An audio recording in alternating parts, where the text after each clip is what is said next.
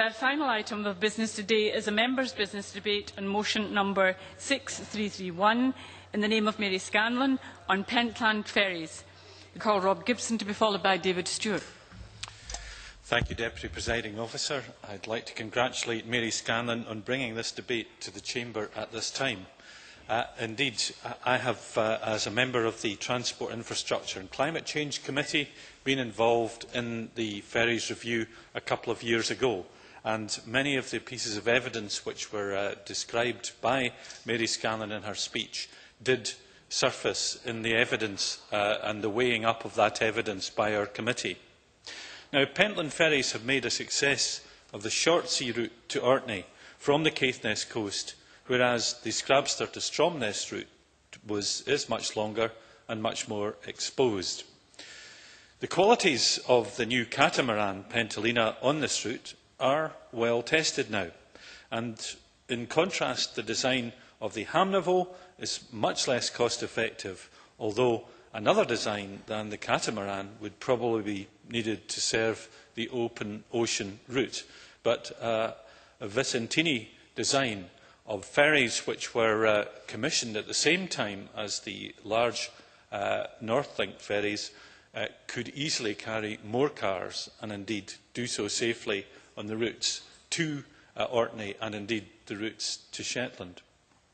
Now, Andrew Banks has persisted despite disdain from civil servants and Orkney Islands Council, as we have heard. But thanks to the Gills Bay Harbour Committee, he was able, after a major setback with the link span, to get a sheltered berth for his roll-on, roll-off ferry.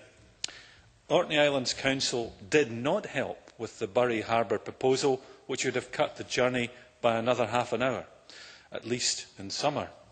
And the cutting of that by another half an hour would have emphasised that the more time that you spend on a ferry, the more expensive it is in the whole journey, and the more time you can spend on the road or another mode of transport is in fact cheaper. So the short sea route has actually been lengthened by the decisions of Orkney Island Council longer than it needs to be. The Scottish Government did recognise the reliability of the Pentalina when the volcanic ash emergency began. Now, with hindsight, people can see that perhaps steps were taken at the time which appear now to have been perhaps over the top. But we didn't know what the effects of the volcanic ash would be, and indeed the Scottish Government's sending the Hamnavoe to Bergen was an important part of bringing people home. Stranded locals in Caithness, including the lecturer in the UHI, Linda Romsey, was one of the people who was delighted to have been given the chance to get home and get back to work. And I think that many other people were. An unnecessary alarm was whipped up in Orkney by those who should have known better. Firstly, figures for the last 4 years show that over 250 cancellations to the services via Northlink to the islands have happened due to weather, and 620 sailings have been weather delayed. Therefore, those using the service with mainland appointments may have been inconvenienced by the 3 days disruption on the Bergen rescue, but many more days the service provided by Northlink has not delivered due to the weather in each year.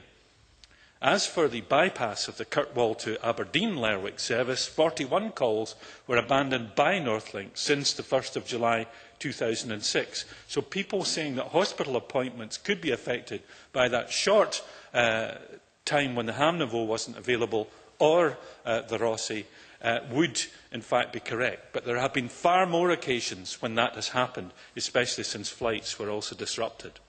A clearer definition of lifeline ferry services is needed, because when you see headlines in the papers such as the Orcadian of the 22nd of April, Pentland Ferries left to cover as planes grounded and Orkney's lifeline ferry service was removed, you have to ask, what is a lifeline?